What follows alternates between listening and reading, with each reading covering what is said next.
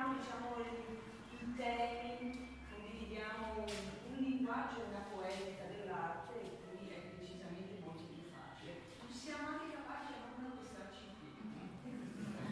Beh, io credo che sia una grande cosa il fatto di essere, oltre che coppia in arte, ma anche coppia nella vita, perché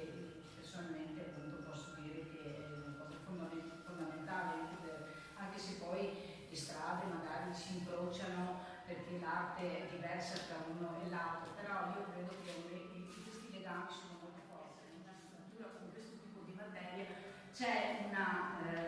un perché, dopo lo sentiamo dal vivo dai due artisti, che questi due personaggi, questi due bambini o adulti, quello che noi vogliamo vedere, si invitano addirittura con le mani che sono quasi impedite. Ecco, questa relazione